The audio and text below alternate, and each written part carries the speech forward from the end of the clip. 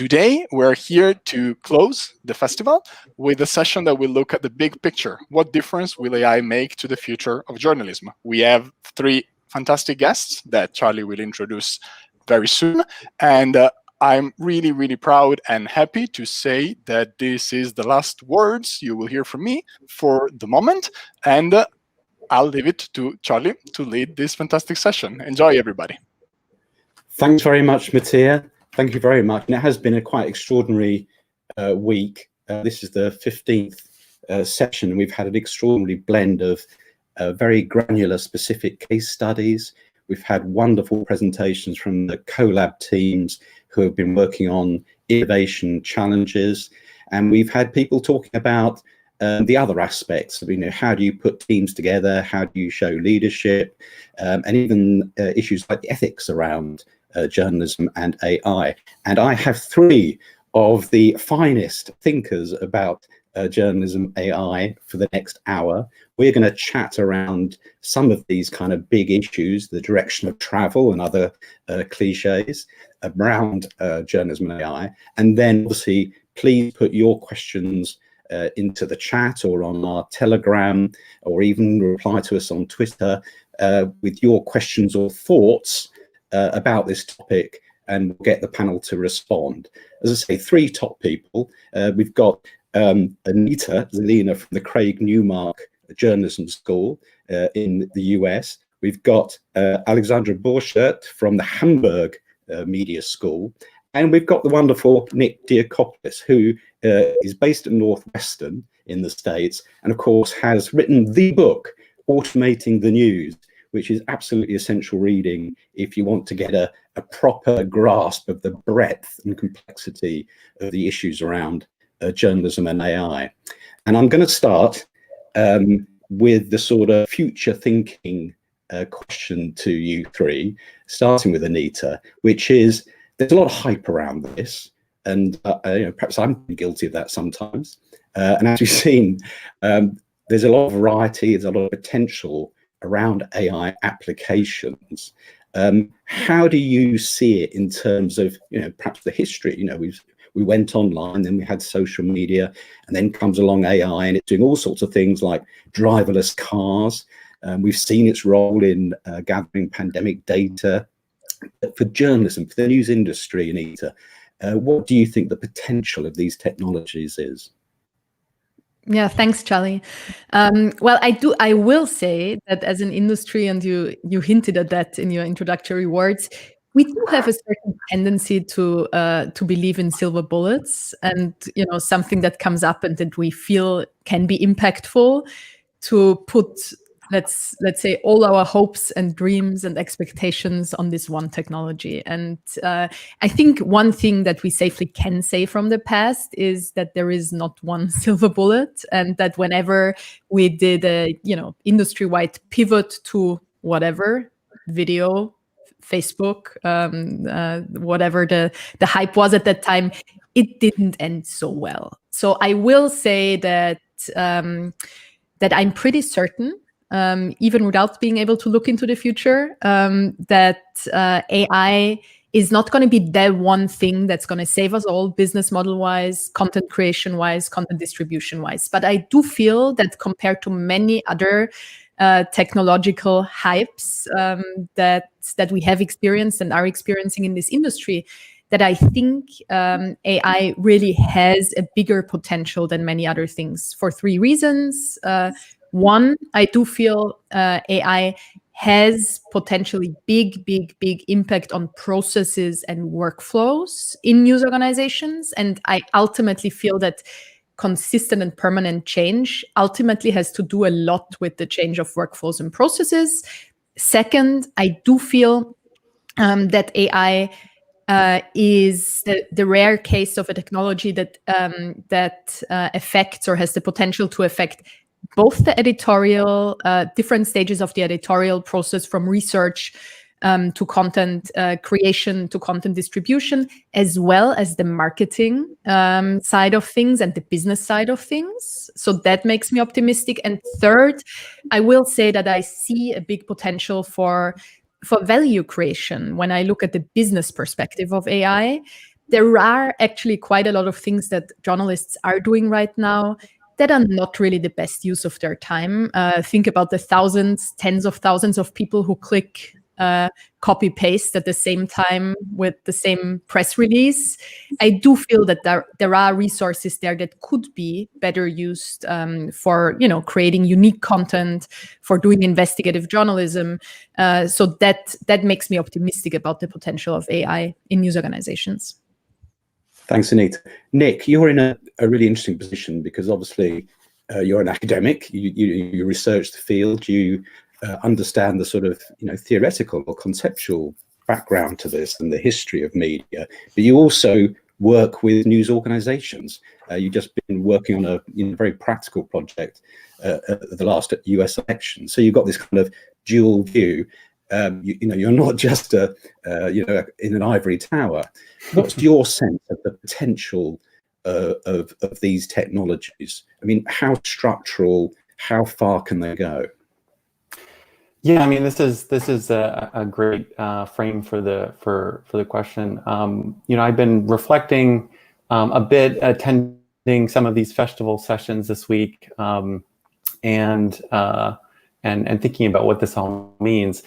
So those of you who have read my book know that I'm not one to really try and hype up the technology, but I was recently listening to a video with Andrew Ng, an expert in AI who's a professor at Stanford, who has talked about AI being the, quote, new electricity.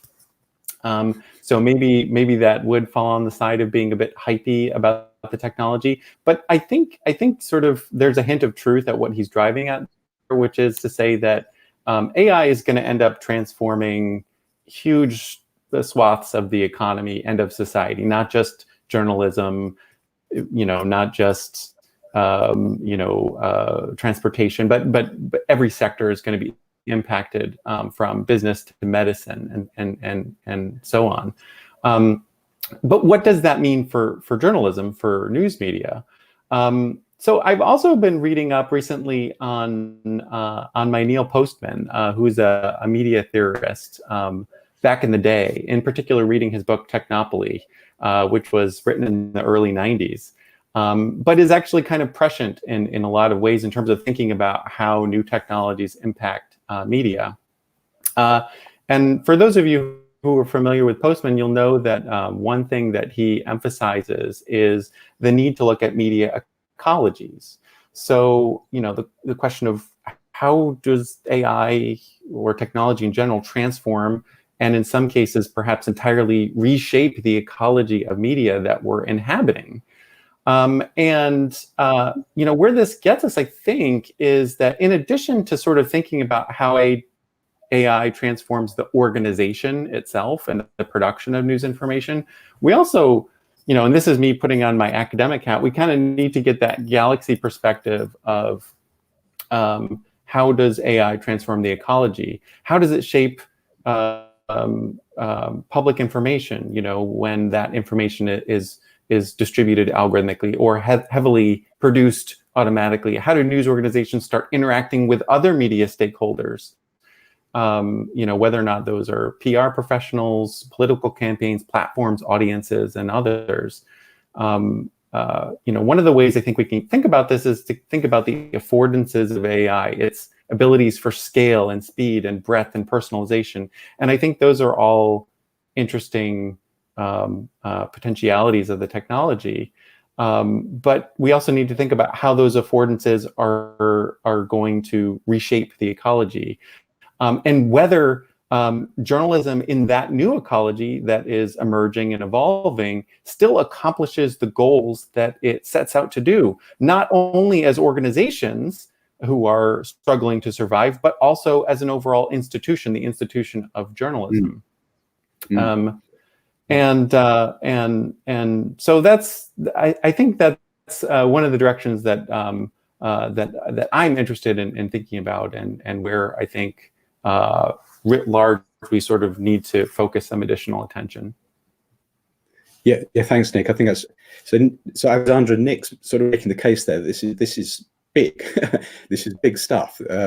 It's going to have a structural kind of impact. And you were a leader, an editorial leader yourself in your own career, and you now work with editorial leaders, perhaps some of them editorial leaders of the future as well. And I wonder, where do you think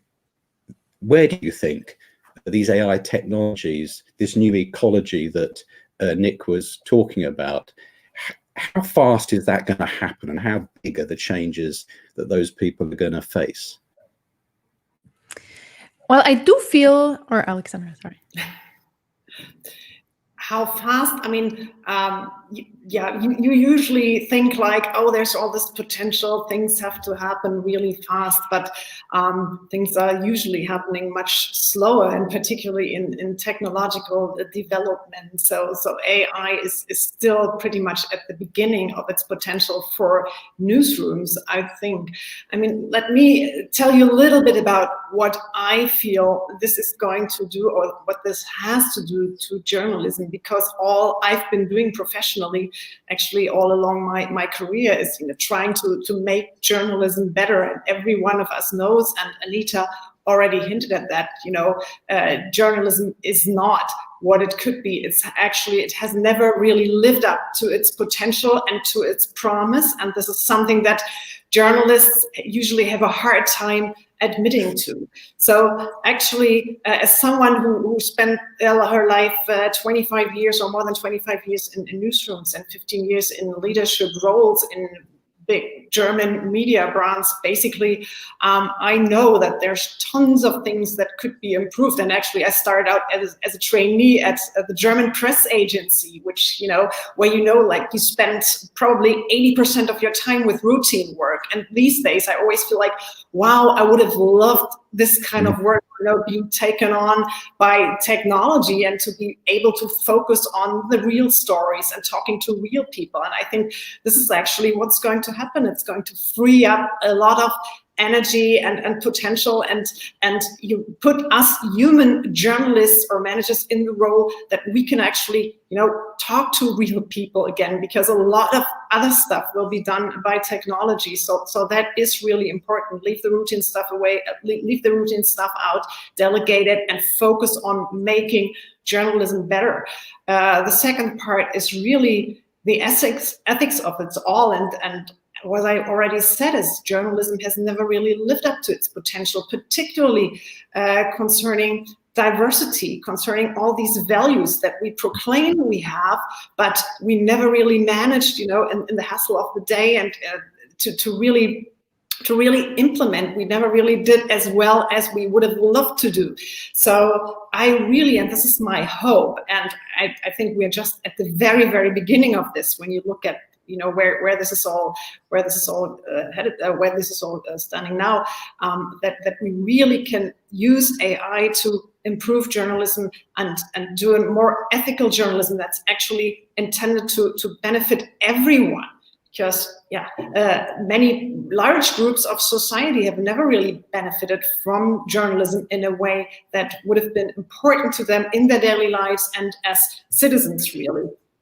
And this is also something that Anita already mentioned, and it's always, to be the third one in a group like this, that it's a lot about customer experience. It's a lot about, serving people and also, with all the processes, and helping not only to serve audiences in the right way, but also helping the processes in the newsroom to help journalists doing their job much better. So that is really important. And what I really think is essential, though, is that this will all happen with a great deal of transparency, that this should be all obvious to everyone, what's the role of AI in journalism, and that it's also, it can be a beneficial role, and it will not be like, robots taking over and journalists being all unemployed. Wonderful, thank you. Well, the title of this session was something about the big picture, and I think you three have just given us a very big picture, a very big landscape to continue to look at. As I get it, you're telling me that this is structural, that it's going to impact on not just all aspects of journalism, but also perhaps as importantly, it's going to impact on journalism finance, of course, but that means the public. And that immediately brings us into the realm of, politics and ethics as well. So yes, okay, this is big technology with a big impact. But as we've seen in this week of the festival and the research and the activities we've done over this year, it's actually rather complicated as well. And the implementation can be difficult. The resources and the skills and all those other things, it can be a tough nut to crack. And I just wondered, we've got all this potential, Anita, but what do you see as the kind of key challenges or barriers that are holding journalism or journalists back from exploiting its potential? That's a great question. And I do feel part of it is due to the complexity. And I talked about that before, the complexity of AI potentially impacting various different parts of the organization and different processes and workflows, and interfacing with a lot of different technologies in existing news organizations. So compare it with, let's just take the pivot to video, the last big kind of hype. That's what we all need to do. Even that pivot, obviously, like any kind of transformation process in a news organization, is a tough nut to crack, right? Every kind of pivot, every strategic adaptation, and every change process, takes time, takes effort, takes negotiation, stakeholder management, and so forth. But that was compared to AI, a relatively easy pivot, because it could be kind of narrowed down and focused on just a few producing entities in a newsroom. You could still kind of create a little bubble of, well, these are the videographers. Yes, they somehow interact with the graphics team and with the news desk, but it's not like a completely matrix process that you need to think through. Now with AI, you pretty much have to look at the full value chain, from research to content and data analysis, to content creation, what is often kind of, the robot journalism thing that gets a lot of attention, but it's just a tiny part of the whole value chain, to content distribution, to marketing automation, and to sales processes. So you're basically touching on many, many, many, many different parts of an organization, and you're trying to shift both perceptions and processes in different parts of the organization. So it's a hugely complex and multi-dimensional change process. And I think that's what makes it hard. It's not as easy to say, well, the chief product officer or the chief technology officer or the head of editorial is the person responsible for AI in an organization, because it impacts so many different things. So I think one of the big challenges is, how do you make sure that the AI strategy that you have as a news organization is, as senior as possible, that you have someone at the very highest level of the organization having a holistic perspective on all the different challenges and opportunities that AI has, and not to kind of silo it out in a certain small part of the organization. So, and I think that's what makes it very complex. Okay. Now, Nick, as I mentioned before, you're in an interesting place that you're working with media organizations, but also within Northwestern, you have this lab where you have students from computer science background as well as from a journalism background. I wonder, when you think about some of the problems they solve or struggle with, particular problems, but also structurally as well, is it the technology or is it the journalism that's the problem here?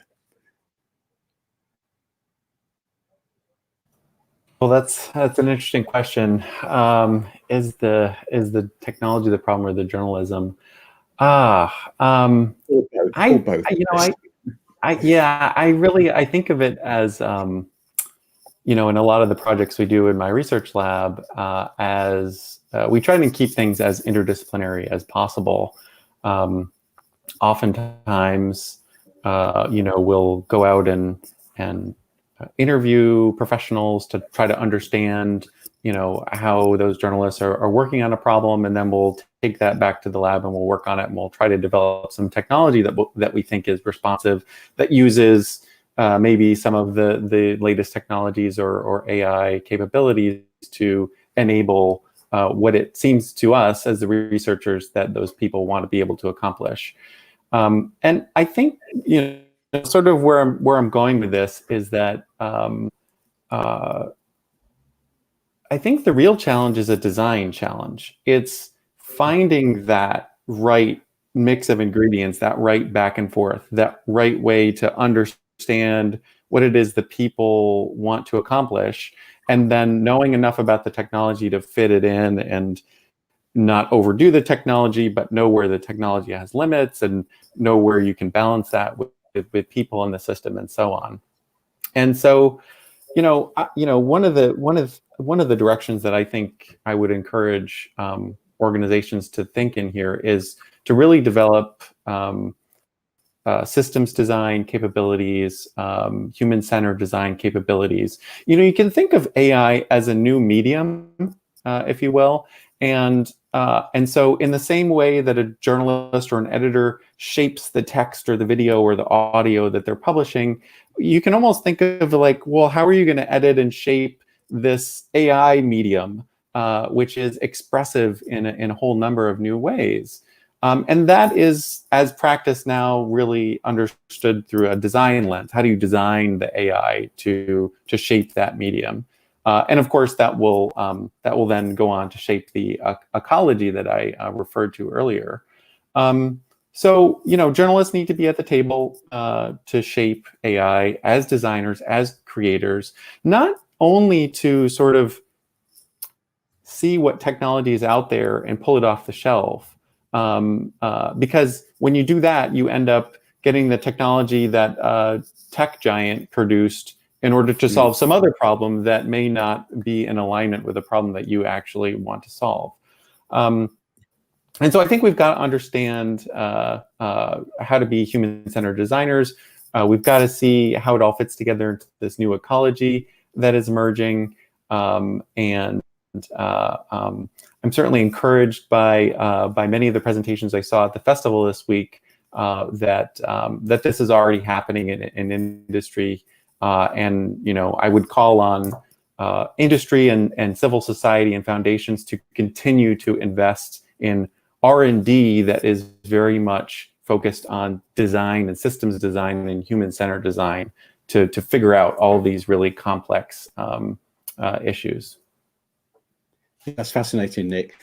Alexandra, the news industry traditionally isn't used to, perhaps, used to concepts like design thinking, systems thinking.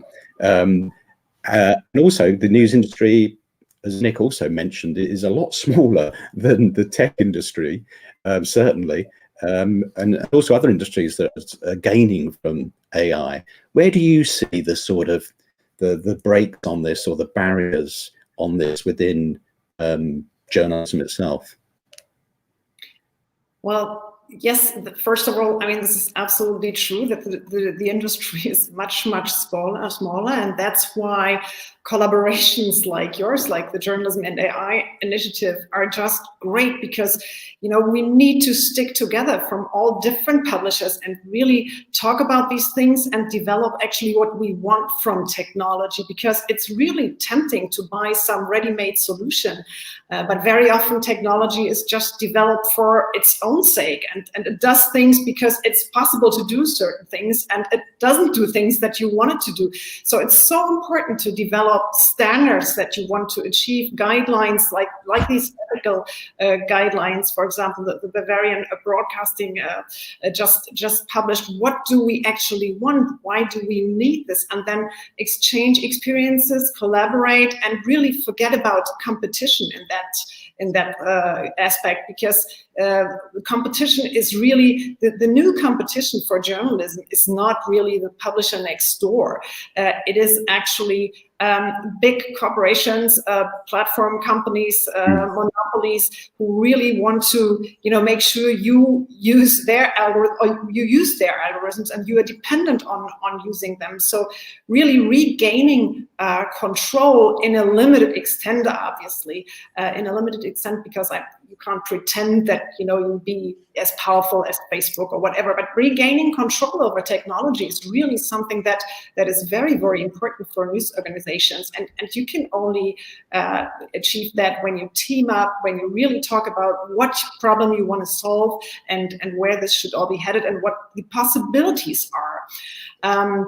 And this is really a problem with newsrooms, because obviously, particularly on the editorial side, people tend to be very, very skeptical about change. Lots of people are really, because we are the editors, we make the curations, the selections, we know where things are heading, and if you tell them, actually, if you want more diversity in your coverage, you could consult an algorithm that they will say, oh gosh, no, like my homepage is my homepage. It's like, I'm doing this. So there's actually some resistance. So it's incredibly important to also educate newsrooms or about the potential and raise some appetite for that kind of change, and to just let people know the possibilities and the opportunities that are in there, so that people don't conceive it as a risk, but as a great opportunity to make journalism better.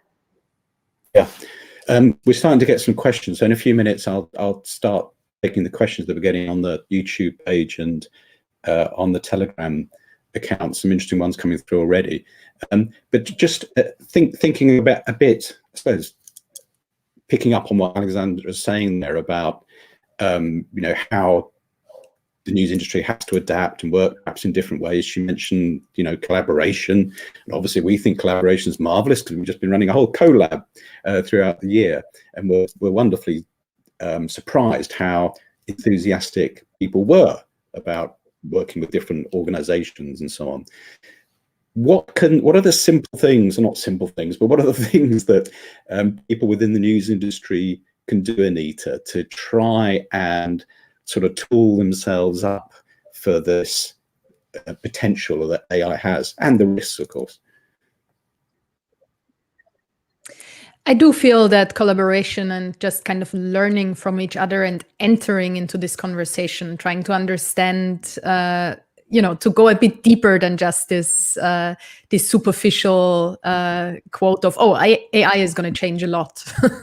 I think what every newsroom, large or small, especially the medium to large newsrooms should do right now, if they are not already doing it, they should have someone or a team think about what AI means for their specific strategy, for their specific kind of audience and content, for their specific business model. I feel that this sounds like a small step, but it's actually super important. It's not going to happen automatically if you don't prioritize the question, if you don't put someone in charge. That doesn't have to be a fancy title like, you're the head of AI now. But if you don't set up a project or a certain kind of research quest or R&D initiative, or at least send someone to conferences like this one or to one of your meetings, Charlie, to understand the potential and the risks that are there, I think it just doesn't happen automatically. So I think that is the first step. For very small newsrooms, because I think we sometimes have the tendency to talk about the FTs and Wall Street Journals and BBCs and whatever's of the world. And while that is obviously super important, the situation for very small newsrooms, and by very small, I mean one person to, 10 or 15 people, the situation is very different, because you just don't have the time and the resources for someone to just, ponder what impact AI is going to have on value creation. So I do see a certain responsibility of the industry, of the broader ecosystem. And that means us working in education institutions. That means the big tech players and AI players and their resources. But that also means the larger news organizations to take on some responsibility for the smaller, regional, less funded, non-profit, tiny newsrooms, because they are not going to be able to develop their own AI, algorithms or their own AI strategies if they don't have our support. So what I do feel is that we have a certain responsibility to create a stack of resources that also helps smaller players in the market to understand, is that something, you know, that is not relevant for me anyway because it doesn't touch upon things that I'm doing?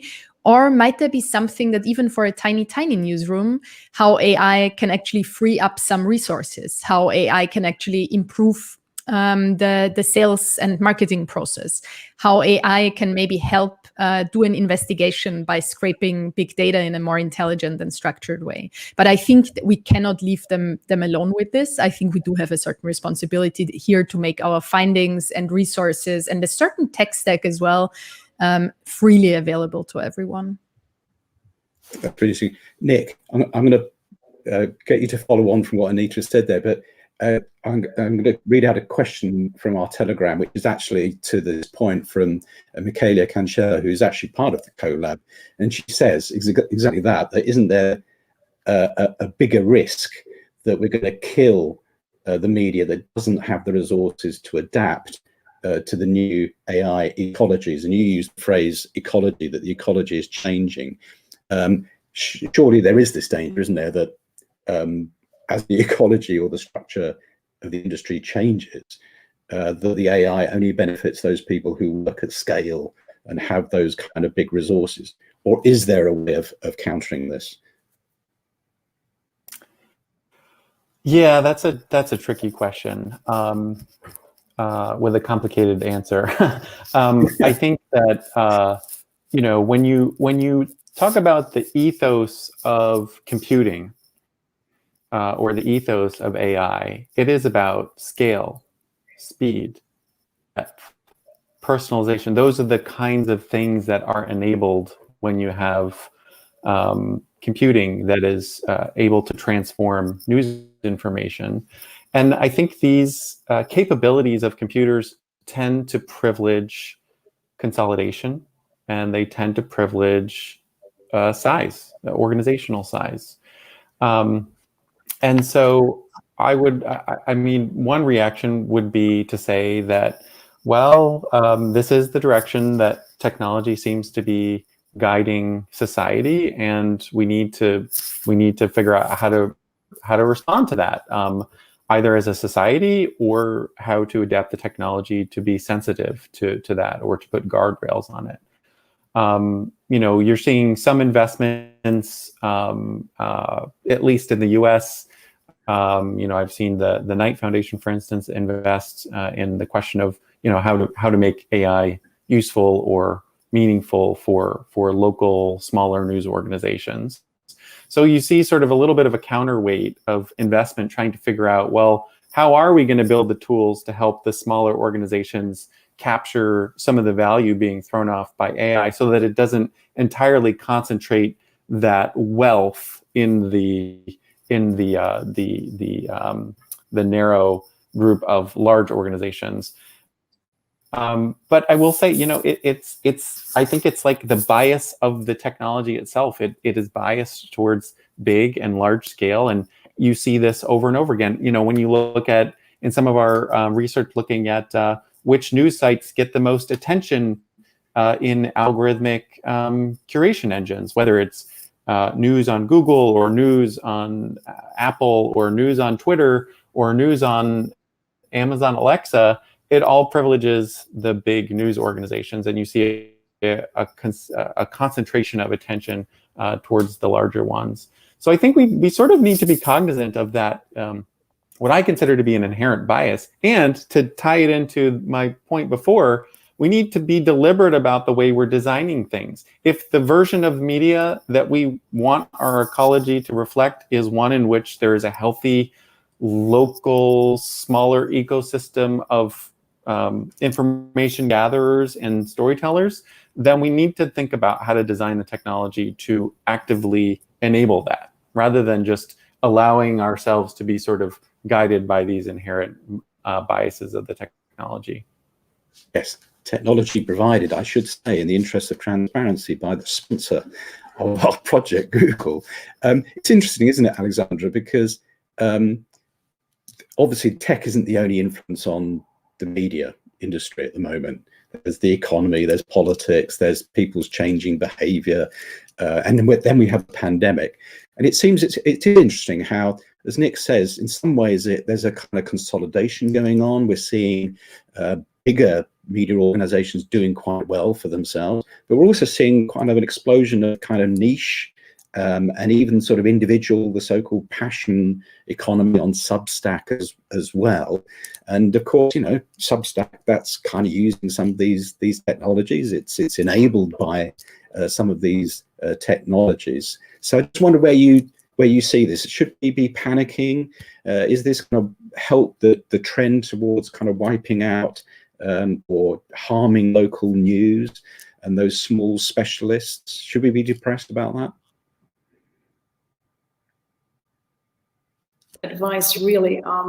You should always look for the potential. And as someone who works in the digital transformation of local news, I work for the Table Stakes Europe project that helps European publishers with their digital transformation. I see a lot of opportunities for actually local publishers. I mean, of course, not everyone is the New York Times or has the potential has a Jeff Bezos like the Washington Post, or, you know, not everyone is the FT that has a unique market position. But I think local news organizations are pretty well equipped to serve their particular audiences with the stuff that just they can produce, really, and the conversations they can just enable. And so I think there's a lot of potential. It's just that the risk is just that, you know, particularly now with the COVID situation, that they just get cut down to the bone, because the savings programs, the job cuts we'll see with publishers coming next year, this will be actually unheard of, I'm afraid. So what these publishers really need to do is take this as opportunities to really focus with what they are offering, to focus on where their unique market position is and what they can provide for their audiences that no one else can. So focus is really important. And that brings me to another thing that relates to what Nick just said about the inherent bias of technology. Another one is actually oversupply, because since things are getting so much more efficient, you can do tons more things with the help from AI. And for example, the first thing that content-wise, the first thing I think that started was delegating earnings reports to be written by AI, and the news agencies did that, and then AP said, oh, you know, we used to be, I'm not sure if the numbers are right, but we used to be able to do 400 pieces in earnings season, and now we can do 4,000. Well, what journalism actually needs is not oversupply, because there's so much information, there's so much to offer. Everyone is constantly distracted. Journalism needs more focus, and it needs to, audiences really need, you know, a better idea of what's really important, what's quality. So that is one big risk I see coming with AI in the newsroom, that people are actually overserved. And to get full circle on this, it's really important to figure out how, with the help of AI, you can really prevent that sort of oversupply and can help, you know, people, assist them to focus again on what's really important and what the quality is.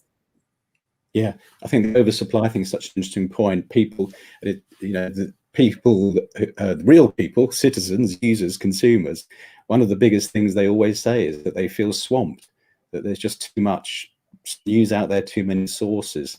Anita, I just want to sort of turn it back to the newsroom, if you like. And I just wondered, when you looked, I mean, Nick mentioned, you know, this idea of the ecology changing, and we tend to think of it perhaps as a business, but thinking about the actual kind of journalism, you know, the way the stories are created, or the things that we can reveal, you know, that stuff about holding power to account, for example, but also the creative side of journalism, perhaps.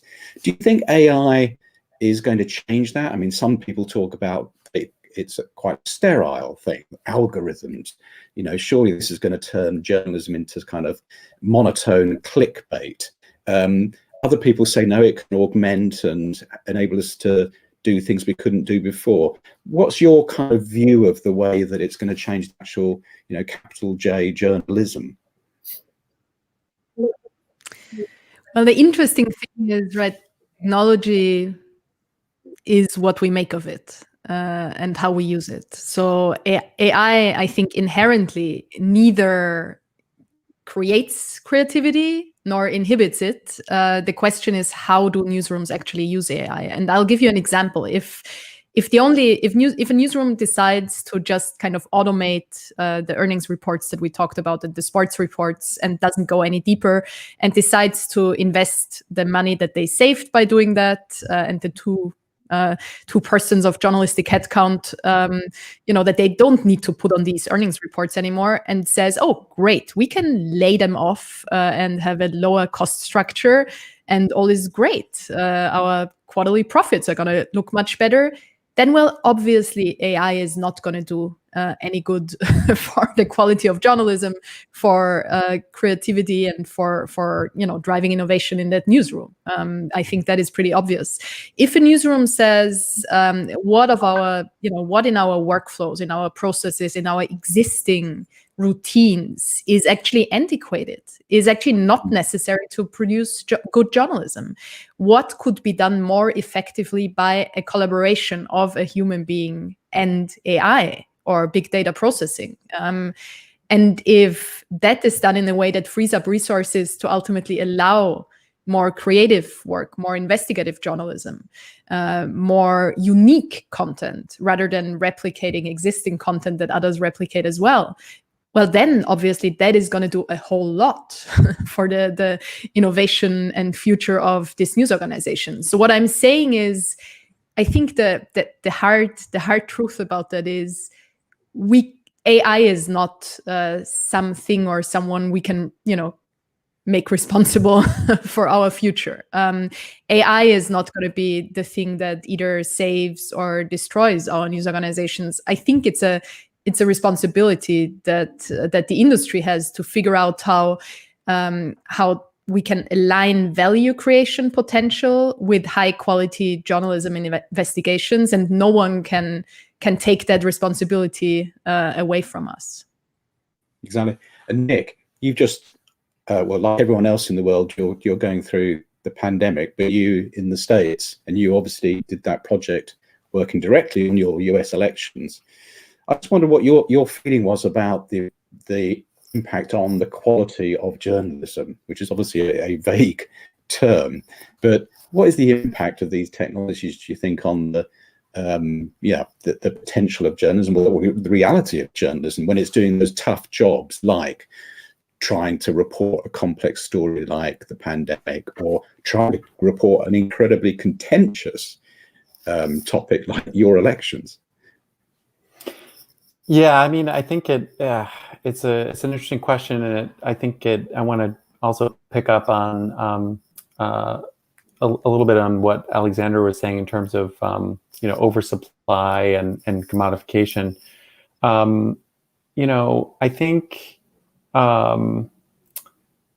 I think there's certainly many examples. Some we've heard this week as part of the festival, where AI can enhance quality, enhance an investigation, make an investigation more comprehensive. And I think those are some of the most exciting, applications of AI to me, because they do demonstrate how you can ratchet up the quality if you deploy AI in the right way. That is not to dismiss entirely the commodity uses of AI. I mean, I think there's perfectly valid ways to use AI to produce commodity information that can have a lot of value to end users. And we should also think long and hard about how to do that, and also how not to overwhelm end users. I also want to pick up on this idea that AI, the oversupply that AI will create in content production is going to come at journalism hard from actors that are outside traditional journalism. So when we talk about fake news, misinformation, disinformation, and we talk about things like deepfakes, which haven't really seen their day yet in terms of video or audio content influencing journalism per se, but we're on the cusp of things like synthetic text generation, which are going to flood our public social media channels with a lot of junk, a lot of junk news. Some of it will be partially accurate, some of it will be totally inaccurate, some of it will be propaganda. And I think part of the interesting challenge for journalism is going to be how to counteract that oversupply of junk content and really find the quality stuff. Define quality and find it, and develop AI to sort through all of that content being uploaded online and narrow in. And it really comes back to the journalist's conception of themselves as information gatherers. If your job is to go out in the world and gather information, whether or not that's interviewing someone or looking at a document or looking at social media, you're going to need to figure out how to use AI in smart ways to help you narrow in on information and gather quality. Yeah, so someone's got a police siren going by them. Alexandra, I mean, they set out there, Anita, you started it, talking about this key problem of connecting the best content to the right people and not swamping newsrooms with, duplication, and not swamping audiences as well. How well do you see newsrooms adapting to that challenge? What's the sort of good examples that the best practice that you see? Or is it so intrinsically locked into news culture that they have to report everything, that they don't want to be left out of any kind of story? I mean, this is incredibly hard, because what we're doing in this digital transformation program is really helping newsrooms to go audience first, and also sort of making up their minds about what are the audiences they particularly want to serve, and to get newsrooms away from the idea that you just have to do everything, be as it used to be, the paper of record, because you just have to supply with everything. And my experience in consulting or coaching in this program is really that stop doing things is really the hardest part, because in newsrooms, I mean, there's tons of people who have ideas, and not, that there are always people who are resistant to change, but there are actually people who are, craving for change, and they think, oh, great, technology, let's do this, let's do that, but who's going to do it? And then you tell them, yeah, well, first of all, you have to figure out also what to stop doing, because you need focus.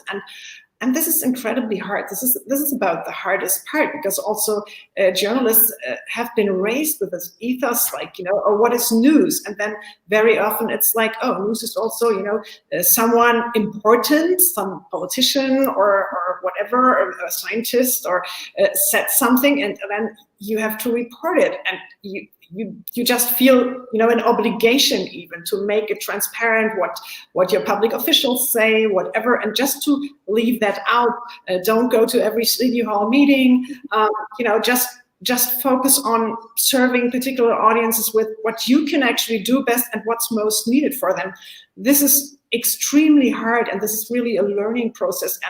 And very often it's a learning process that starts within the newsroom at some point, and then some editor-in-chief who's usually someone more experienced and who's been raised in the old world of journalism tells them, yeah, but you can't leave that out, you have to do it anyway. So there's a lot of work being done about convincing leadership also, and also confronting people with who actually consumes their journalism, because a lot of journalism is just done and no one ever pays attention. And in earlier times, in former times, people just didn't know that because they didn't have the data to prove it. So this all needs to be really a data-guided, a data-informed effort, really to start. I think Anita said that the conversation in the newsroom about what are we doing and what have we always been doing, but no one ever paid attention. So getting focus into newsrooms is essential. Anita, I'm going to pick up, Alexandra makes a great point there, which is that the data and the way we can use it with AI can often tell us things about our journalism and what our audience are doing with it, and therefore it can kind of inform us.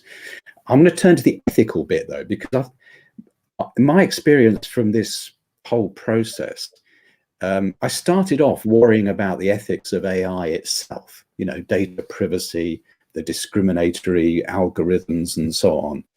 And then partly inspired by one of our collab teams who are trying to use the AI to monitor and counter biases within journalism, I'm sort of now turning around the other way and thinking about, well, both really, of course, that there could be problems that the AI brings, but they can also be, it could reveal problems that perhaps already exist within journalism itself. So I wonder when you think about ethics, what do you think about in relation to journalism and AI? Well, again, here, the interesting thing is with both big data and AI, what we actually can do is we can amplify and speed up and scale processes. And Nick touched upon that in his talk before. And we can do that for the good and for the bad, right? That means if we develop algorithms that replicate the bias that the person building and designing the algorithm has, then that's going to be impactful in a bad way, because that is going to mean that these biases will have a better way to reach more people faster, at bigger scale, at larger scale. If we turn that around and if we use AI if we are, self-reflected enough to understand that we all have our inherent biases, that we all have our beliefs that impact the way that we build and utilize AI. If we are reflective of that, and if we actively try to prevent or to at least surface these conscious biases and to not let them influence the way we use technology, then we can use that for the better and for the bettering of our journalism. If we use AI, like some of the projects that you guys have shown in the AI Festival over the last days, and that Alexandra touched upon, the Bavarian public broadcaster having developed strong AI ethics guidelines, the tools that are there to surface bias in our coverage and surface the bias that otherwise, we would have to manually kind of try to analyze. That is obviously has the potential of big impact for good. Yeah. And Nick, it's interesting, the Bavarian Radio Ethics Guide, which I think is absolutely fascinating and superbly done. One of the things it mentions as an ethical issue is personalization, which I think is fascinating. Normally we think of ethics as being about lying or criminal offences or offence, but they're talking about personalisation, and this really seems to be quite a red button, a hot button, in that one of the big things that people always come up when you talk about personalisation, recommendation, is this idea of so-called filter bubbles or polarization. And I know, especially in America, this is a very political issue in relation to technology generally, isn't it, and social media. How do you think, how worried should newsrooms be ethically about the directions that technologies can take them? Yeah, so I think that's an interesting way to think about ethics and think about how personalization fits there. I just saw the Bavarian ethics for AI this morning, and I thought it was fascinating to see how they had sort of reframed some of the things. I mean, as has sort of already been said on the panel, technology can be used, AI can be used and deployed in different ways, and some of those may be perceived as unethical, whereas others are more aligned with the goals and principles of the organizations, of news organizations. I'm in the deployments of personalized curation systems that I've seen in industry. at the New York Times, at the BBC, at National Public Radio in the US, they've all been very sensitive and cautious about the deployment of personalization. You know, there's a tension with wanting to constitute a broader public understanding around issues in society, and there's a caution and sensitivity to overly tailoring. But I mean, some of those sensitivities are very contextual. You know, maybe it's okay to personalize something about, you know, what you want to cook for dinner. You know, but so we need to sort of like have a contextual understanding of this. A lot of what's been discussed with respect to personalization is curation and the idea that you might create filter bubbles. But a less explored aspect of personalization is how you actually change or rewrite content to personalize that content for different people. There are some who are doing this in different ways. So on my sabbatical at the Washington Post last fall, one of the ideas we were kicking around is, well, what if we could personalize content that wasn't straight news content, but that was maybe on the editorial pages?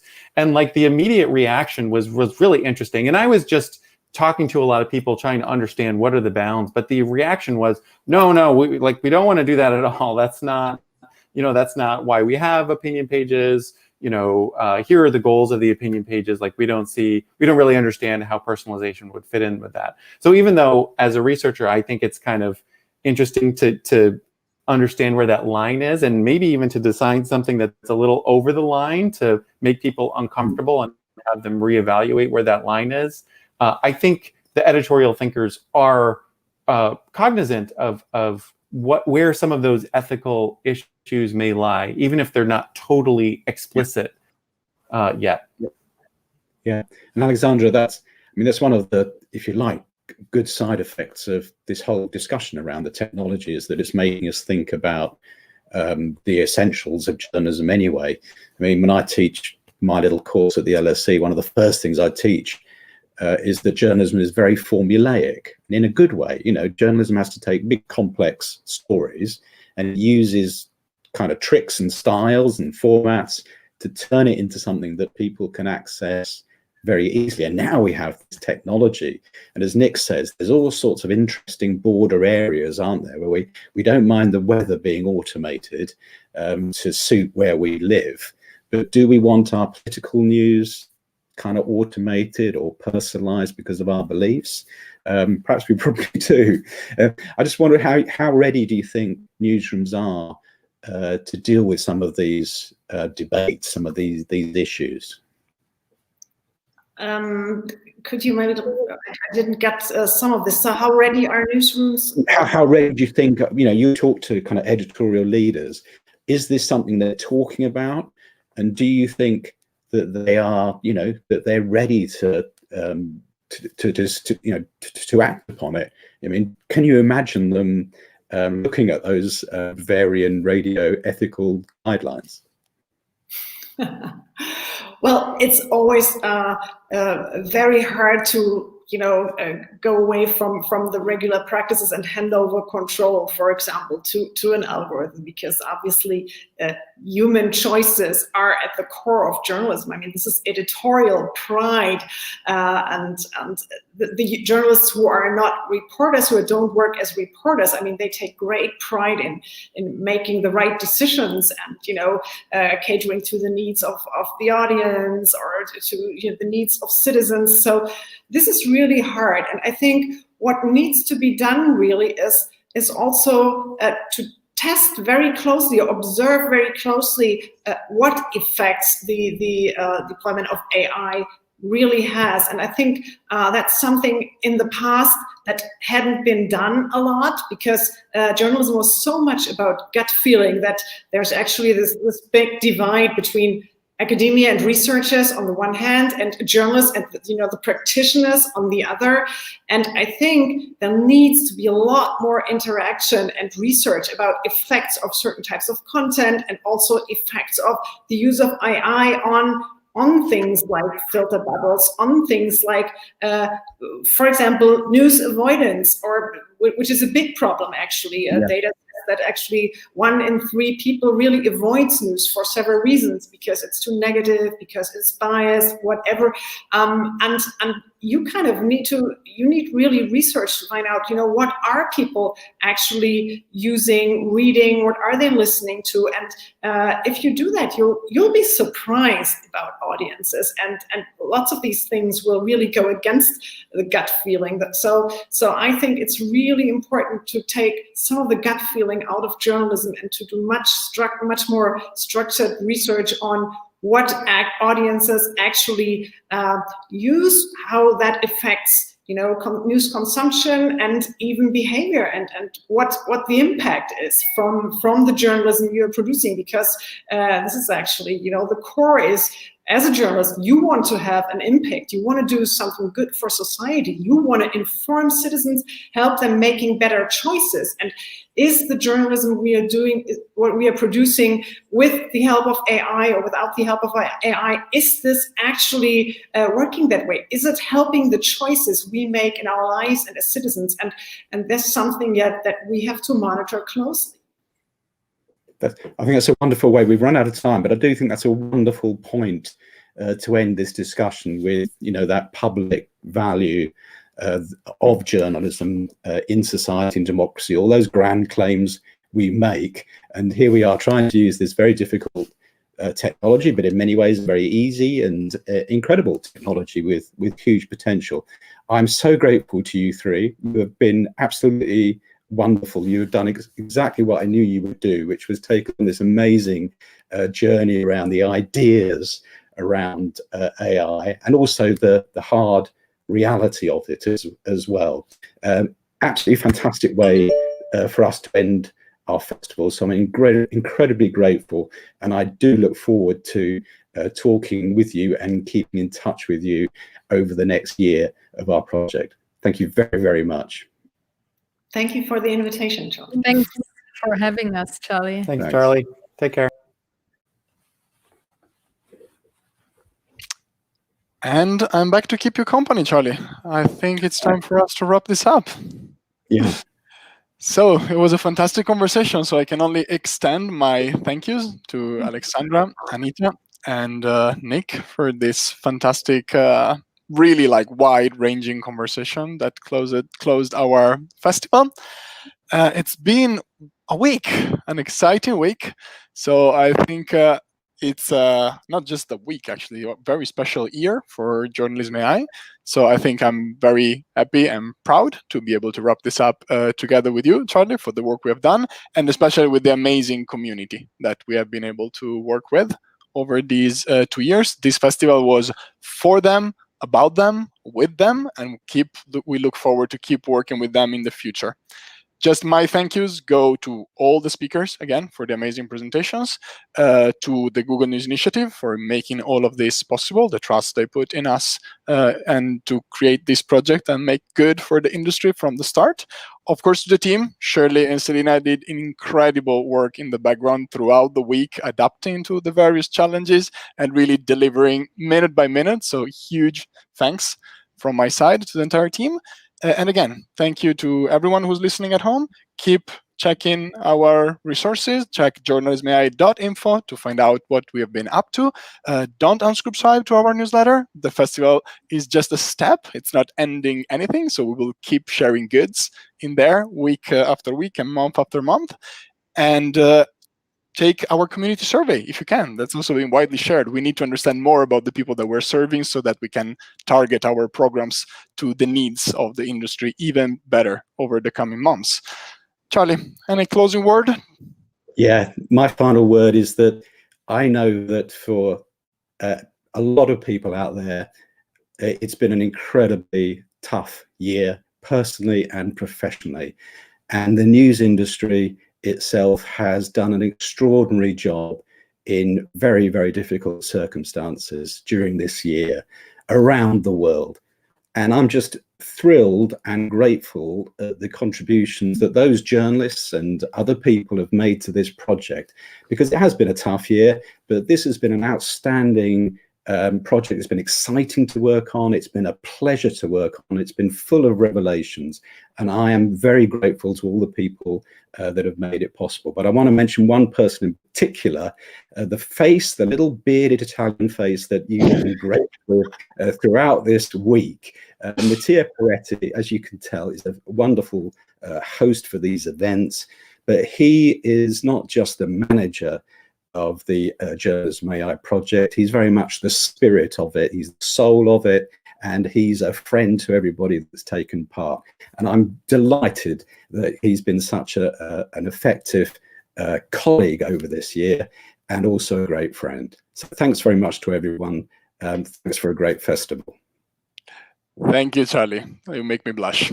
Thanks, everybody. It was an amazing week, and I thoroughly enjoyed it. And again, we'll be online soon. So again, this is just the beginning of another step of growth for this amazing project that we want to keep developing with you all together. So thank you for being with us during this week. And this closes our JournalismAI Festival.